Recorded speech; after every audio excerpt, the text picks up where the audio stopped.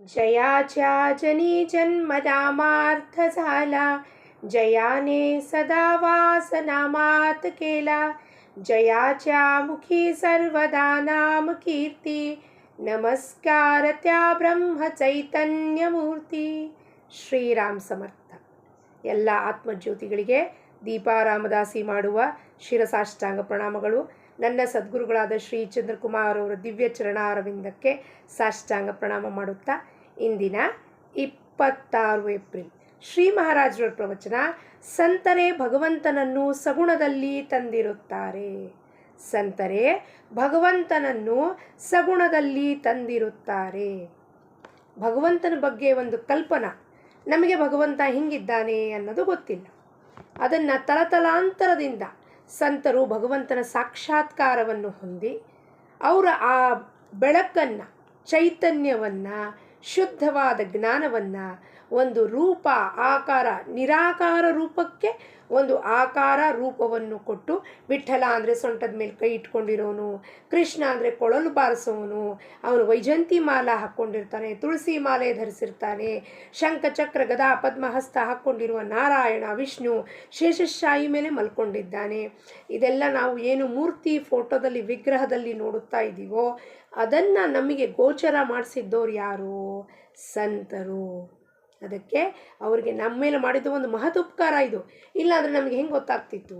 ಹುಟ್ಟುತ್ತಾನೆ ನಮಗೆ ದೇವ್ರ ಮನೆ ಮುಂದೆ ಹೋಗಿ ನಿಲ್ಲಿಸಿ, ಇದು ಸೀತಾ, ಇದು ರಾಮ, ಬಿಲ್ಲು ಬಾಣ ಹಿಡ್ಕೊಂಡಿರೋನು ಅನ್ನೋದನ್ನು, ಜ್ಞಾನವನ್ನು ಬಾಹ್ಯವಾಗಿ ನಮಗೆ ಕೊಟ್ಟಿದ್ದಾಗ ನಾವು ಅದನ್ನು ನೋಡಿ ನೋಡಿ ಬೆಳ್ಕೊಂಡ್ವಿ. ಆದರೆ ನಮಗೆ ಗೊತ್ತಿಲ್ಲ ಅದು ಎಲ್ಲಿಂದ ಬಂತು. ಅದನ್ನು ಕಲ್ಪನೆಗೆ ಭೌತಿಕವಾಗಿ ತಂದಿದ್ಯಾರಪ್ಪ ಕಲ್ಪನೆಯನ್ನು ಅಂದರೆ ಸಂತರು. ಎಲ್ಲ ಭಕ್ತಿಗಳಲ್ಲಿ ಅರ್ಪಣಾ ಭಕ್ತಿಯೂ ಶ್ರೇಷ್ಠವಾಗಿರುತ್ತದೆ. ಒಂದೇ ಒಂದು ಶಬ್ದ ಎಷ್ಟು ವ್ಯಾಪಕವಾಗಿದೆ ಅಂದರೆ ಅರ್ಪಣಾ ಭಕ್ತಿ. ಏನಪ್ಪ ಅರ್ಪಣಾ ಭಕ್ತಿ ಅಂದರೆ ಜನ ಏನಂತಾರೆ? ಶಬ್ದದಲ್ಲಿ ನಾವು ಶಬ್ದದ ಬಾಹ್ಯವಾಗಿ ಅರ್ಥ ನೋಡ್ಕೋತೀವಿ, ಗೂಢಾರ್ಥ ನೋಡ್ಲಿಕ್ಕೆ ಹೋಗೋದಿಲ್ಲ. ಭಜನೆ ಮಾಡೋದು, ಸ್ತೋತ್ರ ಹೇಳ್ಕೊಳ್ಳೋದು, ಭಗವಂತನಿಗೆ ನೈವೇದ್ಯ ಅರ್ಪಣೆ ಮಾಡೋದು, ನಾಲ್ಕು ಯಾವುದೋ ಹೊರಗಡೆ ಭಿಕ್ಷಕರಿಗೆ 1 ರೂಪಾಯಿ 5 ರೂಪಾಯಿ ಕೊಡೋದು, ದೇವಸ್ಥಾನದಲ್ಲಿ ತಟ್ಟೆಯಲ್ಲಿ ಒಂದು 5 ರೂಪಾಯಿ ಹಾಕೋದಕ್ಕೆ ಅರ್ಪಣಾ ಭಕ್ತಿ ಅನ್ಕೋತೀವಿ ನಾವು. ಅದು ಅರ್ಪಣಾ ಭಕ್ತಿದು ಒಂದು ಭಾಗ ಅಷ್ಟೆ, ಸಂಪೂರ್ಣ ಟೋಟಾಲಿಟಿ ಅಲ್ಲ. ಸಂಪೂರ್ಣ ಟೋಟಾಲಿಟಿದಲ್ಲಿ ಅರ್ಪಣಾ ಭಕ್ತಿ. ನಾವು ಯಾರೋ ಹೇಳೋದು, ನನ್ನನ್ನು ನಾನು ಅರ್ಪಿಸ್ಕೋಬೇಕು. ಏನು ನನ್ನನ್ನು ನಾನು ಅರ್ಪಿಸ್ಕೋಬೇಕಪ್ಪ? ನನ್ನ ದೇಹವನ್ನು, ನನ್ನ ಮನಸ್ಸನ್ನು, ನನ್ನ ಬುದ್ಧಿಯನ್ನು ನಾನು ನಾನು ಅಂತ ಈ ಜೀವಾತ್ಮ ಏನು ಕ್ಲೇಮ್ ಮಾಡ್ತಾ ಇದೆಯೋ ಇವತ್ತು, ಅದು ಸರ್ವಥಾ ಪರಮಾತ್ಮ ನಿನ್ನದೇ ಆಗಿರುತ್ತದೆ. ಹಾಗಾಗಿ ಪ್ರತಿಯೊಂದು ಕ್ಷಣಕ್ಕೂ ನಾನು ಅರ್ಪಣೆ ಮಾಡ್ಕೋಬೇಕು ನನ್ನನ್ನು ನಾನು. ಈ ದೇಹನ, ಮನಸ್ಸನ್ನು, ಬುದ್ಧಿನ, ಮನಸ್ಸಿಂದ ಏನು ವಿಚಾರ ಮಾಡ್ತಿದ್ದೀನೋ, ಕೆಟ್ಟದಿರಲಿ ಒಳ್ಳೆಯದಿರಲಿ, ಪರಮಾತ್ಮ ನಿನಗೆ ಅರ್ಪಣೆ ಮಾಡಿದ್ದೀನಿ. ದೇಹದಿಂದ ಕೆಲಸ ಮಾಡುವಾಗ ಒಬ್ಬರನ್ನ ಸಿಟ್ಟಿನಲ್ಲಿ ಬೈದೆ, ಸಿಟ್ಟಿನಲ್ಲಿ ತಿಂಡಿ ತಂದೆ, ತಟ್ಟೆ ಇದು ಮಾಡಿದೆ, ನಾನು ಸಿಟ್ಟು ಮಾಡ್ತಾ ಇದ್ದೀನಿ, ಅದನ್ನು ಭಗವಂತನಿಗೆ ಅರ್ಪಣೆ ಮಾಡಬೇಕು. ಲೋಭ ಮಾಡ್ತಾ ಇದ್ದೀನಿ, ಅಸೂಯೆ ಮಾಡ್ತಾ ಇದ್ದೀನಿ, ಈ ಕ್ಷಣದಲ್ಲಿ ಏನೇನು ಆಗ್ತಾ ಇದೆಯೋ ಕಾಯ ವಾಚ ಮನಸ್ಸ ತ್ರಿಕರಣದಿಂದ ಸಂಪೂರ್ಣವಾಗಿ ಅವನಿಗೆ ಶರಣು ಹೋಗೋದು ಅಂದರೆ ಏನು?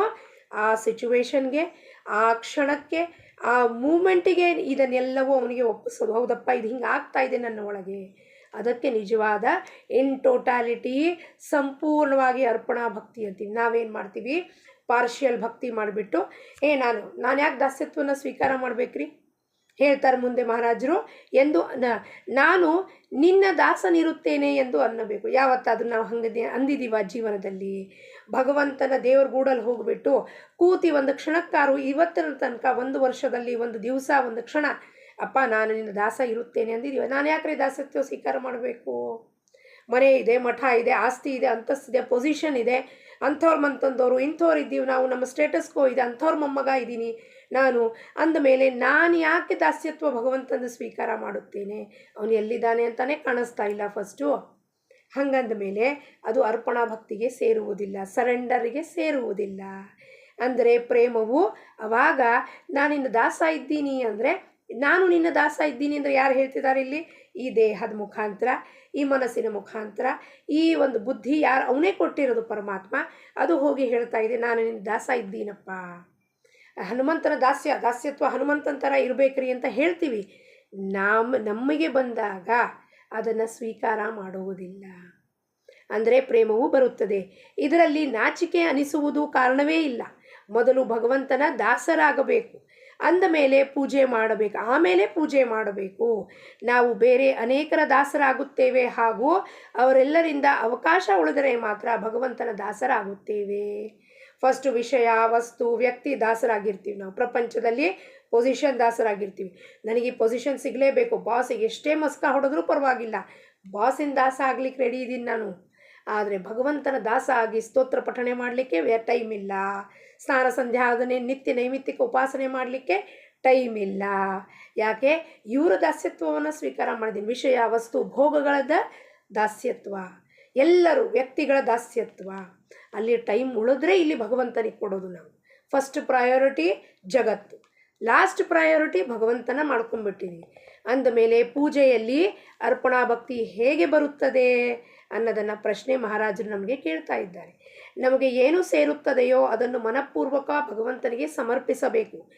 ಏನು ಸೇರುತ್ತೋ, ಒಬ್ಬರು ನಿಂದನೆ ಮಾಡಬೇಕು ಅಂತ ಇಷ್ಟ ಆಗ್ತಿದೆ ಬಹಳ, ಅದನ್ನು ಭಗವಂತನಿಗೆ ಅರ್ಪಣೆ ಮಾಡಬೇಕು. ಅಂದರೆ ಅವಾಗ ಭಗವಂತ ಏನು ಮಾಡ್ತಾನೆ, ನಾನು ಒಪ್ಕೊಂಡಿದ್ದಾಗ ಭಗವಂತ ಅದನ್ನು ಕಟ್ ಮಾಡ್ತಾನೆ. ಅವಾಗ ಹೌದು, ಇದು ನಿಜವಾಗಿಯೂ ಆನೆಸ್ಟ್ಲಿ ಒಪ್ಕೊಂಡಿದೆ ತನ್ನ ಮಾತನ್ನು. ನಾನು ಒಳ್ಳೆ ಉಳಿದೀನಿ ಅಂತ ಪ್ರೊಜೆಕ್ಟ್ ಮಾಡೋದಲ್ಲ, ನನ್ನಲ್ಲಿರುವ ಕೆಟ್ಟತನೂ ಪ್ರೊಜೆಕ್ಟ್ ಮಾಡಿ ಅದನ್ನು ಭಗವಂತನಿಗೆ ಮನಪೂರ್ವಕ ಸಮರ್ಪಣೆ ಮಾಡಬೇಕು. ಇದರಲ್ಲಿ ಎಲ್ಲವನ್ನು ಮನಸ್ಸಿಂದಲೇ ಮಾಡುವುದಿರುತ್ತದೆ. ಕೇವಲ ಶರೀರದಿಂದ ಪರಿಶ್ರಮ ಪಟ್ಟರೆ ಪ್ರೇಮ ಬರುವುತ್ತೆ ಎಂದು ಏನೂ ಇಲ್ಲ. ಶರೀರದಿಂದ ನಾನು ಶರೀರಕ್ಕೆ ಕಷ್ಟ ಕೊಟ್ಟು ಏಕಾದಶಿ ಮಾಡಿದೆ, ಭಗವಂತನ ಪ್ರೇಮ ಏನು ಬರುತ್ತೆ ಅನ್ನೋದಿಲ್ಲ. ಅದು ತಲಾಂತರದಿಂದ ನಮ್ಮನೆ ಪದ್ಧತಿ ಇದೆ ಏಕಾದಶಿ ಮಾಡುವುದು. ಅವತ್ತು 10 ಕೆಲಸ ಜಾಸ್ತಿ ಮಾಡ್ತೀನಿ, ಭಗವಂತನ ಧ್ಯಾನ, ಜಪ, ತಪ, ಧ್ಯಾನ ಮಾಡಿರಿ ಒಂದು ತಾಸು. ಇಲ್ರಿ, ಶಿರಾ ಮಾಡಬೇಕು, ಸಜ್ಜಿಗೆ ಮಾಡಬೇಕು, ಸಾಬುದಾನ ಕಿಚಡಿ ಮಾಡಬೇಕು.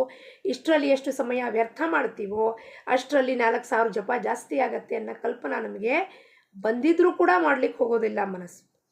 ಚಿತ್ತವನ್ನು ವಿಷಯದ ಕಡೆಗೆ ಇಟ್ಟು ಭಗವಂತನ ಸೇವೆ ಮಾಡಿದರೆ ನಮ್ಮಲ್ಲಿ ಆತ್ಮಚೌರ್ಯ ಭಾವವು ಬರುತ್ತದೆ. ಈ ರೀತಿ ಆತ್ಮಚೌರ್ಯ ಮಾಡಬಾರದು, ಆತ್ಮವಂಚನೆ ಮಾಡ್ಕೋಬಾರದು. ಚಿತ್ತನ ವಿಷಯದಲ್ಲಿ ಇಟ್ಟುಬಿಡೋದು. ದೇವ್ರ ಮನೆಯಲ್ಲಿ ಕೂತ್ಕೊಂಡು ಅಲ್ಲಿ 10 ಜನಕ್ಕೆ ಬೈತಾ ಇರೋದು. ಉಪಕರಣ ತೊಳ್ಕೊಟ್ಟಿಲ್ಲ, ನೈವೇದ್ಯಕ್ಕೆ ಪ್ರಸಾದ ತಂದಿಲ್ಲ, ಹೂ ಇವತ್ತು ತಂದೆ ಕೊಟ್ಟಿಲ್ಲ, ಕಟ್ಟೆ ಯಾರು ಮಾಡಿರ್ತಾರೆ, ಇಷ್ಟೊಂದೆಲ್ಲ ಮನಸ್ಸನ್ನು ಬೈಕೋತಾ ನಾನು ಬಾಹ್ಯವಾಗಿ ಅದನ್ನು ಏರಿಸ್ತಾ ಇದ್ದೀನಿ ಸ್ಥೂಲ ದೇಹದಿಂದ. ಅಂದರೆ ಅದು ಭಗವಂತನಿಗೆ ಮುಟ್ಟುವುದಿಲ್ಲ. ನಾನು ನನ್ನಿಂದ ವಂಚನೆ, ಆನಂದದಿಂದ ವಂಚನೆ ಮಾಡ್ಕೋತಾ ಇದ್ದೀನಿ. ಭಗವಂತನ ಕಡೆಗೆ ಮನಸ್ಸನ್ನು ತೊಡಗಿಸುವುದಕ್ಕೆ ಸಗುಣ ಉಪಾಸನೆಯನ್ನು ಶ್ರೇಷ್ಠವಿರುತ್ತದೆ. ಎಲ್ಲ ಜನರು ಒಂದಲ್ಲ ಒಂದು ರೂಪದಿಂದ ಸಗುಣ ಉಪಾಸನೆಯನ್ನು ಮಾಡುವವರಾಗಿರುತ್ತಾರೆ. ನಿಶ್ಚಿತ ಸಮಯ ಹಾಗೂ ನಿಶ್ಚಿತ ಸಾಧನೆ ಇರಬೇಕು. ಸಮಯ ಹಾಗೂ ಸಾಧನೆ ನಿಶ್ಚಿತ ಇರಬೇಕು. ಕೊಟ್ಟಿದ್ದನ್ನು ನಾವು ಆ ಕಾಲದಲ್ಲಿ, ಆ ವೇಳೆಯಲ್ಲಿ, ಆ ಜಾಗದಲ್ಲೇ ಮಾಡಬೇಕು. ಅಂದರೆ ಆ ಸಾಧನೆಗೆ ಬಲ ಬರುತ್ತೆ, ಅಂದರೆ ಡಿಸಿಪ್ಲಿನ್ ಬರುತ್ತೆ. ಬಲ ಅಂದರೆ ನಮಗೇನು ಶಕ್ತಿ ಬರುತ್ತೆ ಅನ್ನೋದಲ್ಲ, ಡಿಸಿಪ್ಲಿನ್ ಬರುತ್ತೆ. ಯಾರಿಗೆ ಬರುತ್ತಪ್ಪ ಡಿಸಿಪ್ಲಿನು? ಮನಸ್ಸಿಗೆ. ಒಂದು ಕಡೆ ಕೂಡ ಅಭ್ಯಾಸ ಮಾಡ್ಕೊಳ್ಳುತ್ತೆ ಮನಸ್ಸವಾಗ. ಅಂದರೆ ಅದರಲ್ಲಿ ಪ್ರೇಮ ಬರುತ್ತದೆ. ನಾವು ಯಾರು ಉಪಾಸನೆ ಮಾಡುವೆವೋ ಅವರು ಕೂಡ ಸಗುಣದಲ್ಲಿಯೇ ಇರುವುದಿಲ್ಲವೇ? ಅಂದಮೇಲೆ ಅವರಿಗೆ ಅದು ಅಭ್ಯಾಸವಾಗುತ್ತದೆ. ನಾವು ಯಾವ ಮೂರ್ತಿಯ ಉಪಾಸನೆ ಮಾಡುತ್ತಾ ಇರುತ್ತೇವೆಯೋ ಆ ಮೂರ್ತಿಯಲ್ಲಿಯೂ ತೇಜು ಬೆಳೆಯುತ್ತದೆ ಹಾಗೂ ಅದು ಬಹಳಷ್ಟು ಕಾಲ ಉಳಿಯುತ್ತದೆ. ಉಪಾಸನೆ ಮಾಡ್ತಾ ಮಾಡ್ತಾ ನಮ್ಮ ಉಪಾಸ್ಯ ದೈವತದ ಮೂರ್ತಿಯಲ್ಲಿ ಬೆಳಕು, ತೇಜು ಕಾಣಲಿಕ್ಕೆ ಶುರುವಾಗುತ್ತೆ. ಅಂದರೆ ಅಷ್ಟು ಪವರ್ ಇರುತ್ತೆ ಆ ಸಾಧನೆಯಲ್ಲಿ, ಆ ಮಂತ್ರದಲ್ಲಿ ಅಂತ. ಅಲ್ಲದೆ ಅದು ಬೇರೆಯವರಿಗೂ ಉಪಯೋಗವಾಗುತ್ತದೆ. ಜಗತ್ತಿನ ನಿಜವಾದ ಸ್ವರೂಪ ತಿಳಿದುಕೊಳ್ಳಲು ಸಗುಣ ಉಪಾಸನೆಯನ್ನೇ ನಿಜವಾದ ಉಪಾಸನೆ ಆಗಿರುತ್ತದೆ. ಸಗುಣದಲ್ಲಿ ಬಂದಾಗ ಭಗವಂತ ಹೆಂಗೆ ವರ್ತನೆ ಮಾಡ್ದ, ಹೆಂಗೆ ಜಗತ್ತಿನಲ್ಲಿ ವ್ಯವಹಾರ ಮಾಡ್ದ, ತಾನು ಸಾಮಾನ್ಯನಾಗಿ ವರ್ತನೆ ಮಾಡಿ ಜಗತ್ತಿಗೆ ಹೆಂಗೆ ಪ್ರತಿಪಾದಿಸಿದ, ಜಗತ್ತಿನ ಸ್ವರೂಪವನ್ನು ತಿಳ್ಕೊಳ್ಳಿಕ್ಕೆ ಸಗುಣ ಉಪಾಸನೆ ಸರ್ವೋತ್ತಮ ಅಂತ ಹೇಳುತ್ತಾರೆ. ಎಲ್ಲ ಭೋಗಗಳನ್ನು ಭೋಗಿಸಿಯೂ ಚಿಂತೆ ಇಲ್ಲದಂತೆ ಇರುವುದೇ ಉಪಾಸನೆಯ ನಿಜವಾದ ಮರ್ಮವಾಗಿರುತ್ತದೆ. ಎಲ್ಲ ಭೋಗವನ್ನು, ಕಷ್ಟದ ಭೋಗ ಇರಲಿ, ಸುಖದ ಭೋಗ ಇರಲಿ, ಅನುಭವಿಸಿ ಆದರೂ ಕೂಡ ಚಿಂತೆ ಇಲ್ಲದೆ ಇರುವುದು ಸಾಧನೆಯ ನಿಜವಾದ ಪರ್ಪಸ್ ಆಗಿರುತ್ತದೆ. ಮರ್ಮ ಅಂದರೆ ಪರ್ಪಸ್. ಉಪಾಸನೆಯ ತೇಜವು ಬಹಳ ವಿಲಕ್ಷಣವಾಗಿರುತ್ತದೆ. ದುಡ್ಡಿನ ಅಥವಾ ವಿದ್ವತ್ತಿನ ತೇಜವು ಅಷ್ಟು ಪ್ರಭಾವಶಾಲಿಯಾಗಿರುವುದಿಲ್ಲ. ನಿಮ್ಮ ಹತ್ರ ಕೋಟ್ಯಾನುಕೋಟಿ ಡಿಗ್ರಿ ಇರ್ಬೋದು, FRCS, ಲಂಡನ್, ಬಾಮ್, ಅದು ಇದು ಎಲ್ಲ ಡಿಗ್ರೀಸ್ ಹಾಕ್ಕೊಂಡಿರ್ತಾರೆ, PhD, ಡಾಕ್ಟ್ರೇಟ್ ಅಂತ. ಅದರ ವಿದ್ವತ್ತಿನ ತೇಜು ಅಷ್ಟು ಪ್ರಭಾವಶಾಲಿ ಇರುವುದಿಲ್ಲ. ಯಾರ ಹಿಂದೆ ಉಪಾಸನೆಯ ತೇಜು ಬಹಳ ವಿಲಕ್ಷಣವಾಗಿರುತ್ತೆ. ವಿಲಕ್ಷಣ ಅಂದರೆ ಅನ್ಇಮ್ಯಾಜಿನೇಬಲ್ ತೇಜ ಅದು. ಅಂದರೆ ಆ ಜ್ಞಾನದ ಹೊಳಪು ಅಂತ. ಯಾರ ಹಿಂದೆ ಉಪಾಸನೆಯ ಬಲ ಇರುತ್ತದೆಯೋ ಅವರೇ ಜಗತ್ತಿನಲ್ಲಿ ನಿಜವಾದ ಕಾರ್ಯ ಮಾಡುತ್ತಾರೆ. ಅದಕ್ಕೆ ಮಹಾರಾಜರು ಬಂದರು, ತುಕಾರಾಮ್ ಮಹಾರಾಜರು ಬಂದರು, ಹೆಬ್ಬಳ್ಳಿ ಗುರುಗಳು ಬಂದರು, ಕರ್ಕೆಹಳ್ಳಿ ಮಹಾರಾಜರು ಬಂದರು, ಕೂಪಗಡ್ಡಿ ಮಹಾರಾಜರು ಬಂದರು. ಅವರೆಲ್ಲ ಏನು ಉಪಾಸನೆಯ ಬಲದ ತೇಜ್ ಇರೋದ್ರಿಂದ ಜಗತ್ತಿನ ಉದ್ಧಾರದ ಕೆಲಸ ಮಾಡಲಿಕ್ಕೆ ಒಂದು ರೂಪವನ್ನು ತಾಳ್ಬಂದಿದ್ದಾರೆ. ರಾಮಕೃಷ್ಣ ಪರಮಹಂಸರು, ಮೀರಾಬಾಯಿ, ರೈದಾಸು, ಇವರೆಲ್ಲ ಯಾರಪ್ಪ? ಪುರಂದರದಾಸರು, ಕನಕದಾಸರು. ಉಪಾಸ್ಯದ ತೇಜದು.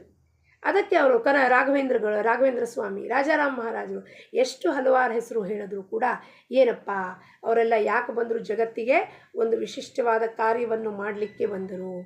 ಒಬ್ಬ ಹೆಣ್ಣುಮಗಳು ಕಣ್ಣು ಮುಚ್ಚಿ ಕುಳಿತರೆ ಅವಳಿಗೆ ಒಬ್ಬ ದೇವಿಯೂ ಕಾಣಿಸ್ತಾ ಇದ್ದಳು. ಆ ದೇವಿಯು ಆ ಹೆಣ್ಣುಮಗಳು ಜೊತೆಗೆ ಮಾತನಾಡುತ್ತಿದ್ದಳು ಹಾಗೂ ಪ್ರಪಂಚ ಮುಂತಾದಗಳೆಲ್ಲಿಯೂ ಎಲ್ಲ ಸಂಗತಿಗಳನ್ನು ಹೇಗೆ ಮಾಡಬೇಕೆಂಬುದನ್ನು ಅವಳಿಗೆ ಹೇಳುತ್ತಾ ಇದ್ದಳು. ಆದರೆ ಹೆಣ್ಣುಮಗಳು ಧ್ಯಾನ ಮಾಡುವುದನ್ನು ಬಿಟ್ಟ ಮೇಲೆ ಆ ದೇವಿಯು ಕಾಣದಂತಾದಳು. ಅದರಂತೆ ಒಬ್ಬ ಹುಡುಗನು ಕಣ್ಣು ಮುಚ್ಚಿ ಕುಳಿತರೆ ಅವನಿಗೆ ಒಬ್ಬ ಬಿಳಿಯ ಗಡ್ಡದ ಸಾಧುವು ಕಾಣಿಸ್ತಾ ಇದ್ದನು. ಜೀವನದಲ್ಲಿ ಏನು ಮಾಡಬೇಕು, ಹೇಗೆ ನಡೆಯಬೇಕು ಎಂಬ ಎಲ್ಲ ವಿಷಯಗಳನ್ನು ಅವನು ಆ ಹುಡುಗನಿಗೆ ಹೇಳುತ್ತಾ ಇದ್ದನು. ಮುಂದೆ ಆ ಹುಡುಗನು ಧ್ಯಾನವು ಬಿಟ್ಟನು. ಆದ್ದರಿಂದ ಆ ಸಾಧು ಕಾಣದಂತೆ ಆದನು. ಈ ಸಂಗತಿಗಳ ತಾತ್ಪರ್ಯವೇನೆಂದರೆ, ನಮ್ಮನ್ನು ಸಂರಕ್ಷಿಸುವ ಶಕ್ತಿಯು ನಮ್ಮ ಹಿಂದೆ ಇರುತ್ತದೆ. ನಮ್ಮನ್ನು ಸಂರಕ್ಷಣೆ ಮಾಡಲಿಕ್ಕೆ ಶಕ್ತಿ ಹಿಂದಿರುತ್ತೆ. ಆದರೆ ನಾವು ಅದರ ಉಪಾಸನೆಯನ್ನು ಬಿಡಬಾರದು. ಬಿಟ್ಟರೆ ಹೋಗ್ಬಿಡುತ್ತೆ ಶಕ್ತಿ, ಅದು ನಮಗೆ ಕಾಣಿಸೋದಿಲ್ಲ ಮುಂದೆ.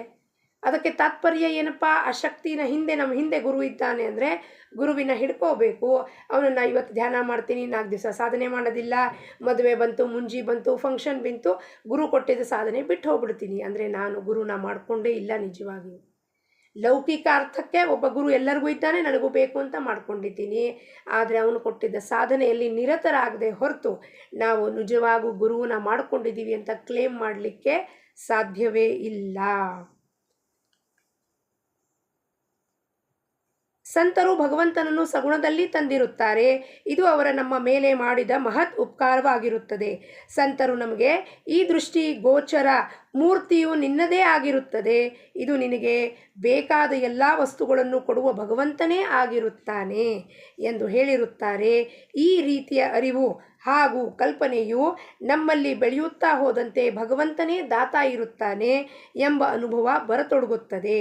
ಭಗವಂತನು ದಾತ ಇರುತ್ತಾನೆ, ಅವನು ನನ್ನ ಹಿಂದೆ ಇರುತ್ತಾನೆ, ಅವನು ನನ್ನ ಸುಖದ ಆಧಾರವಾಗಿರುತ್ತಾನೆ ಹಾಗೂ ನನ್ನ ಕಲ್ಯಾಣ ಮಾಡುವಂತನವನಾಗಿರುತ್ತಾನೆ ಎಂಬ ಅರಿವು ಉಂಟಾಯಿತೆಂದರೆ ಪ್ರಾಪ್ತವಾದದ್ದೆಲ್ಲ ಅವನ ಇಚ್ಛೆಯಿಂದಲೇ ಪ್ರಾಪ್ತಿ ಆಗುತ್ತಾ ಇರುತ್ತದೆ ಎಂಬ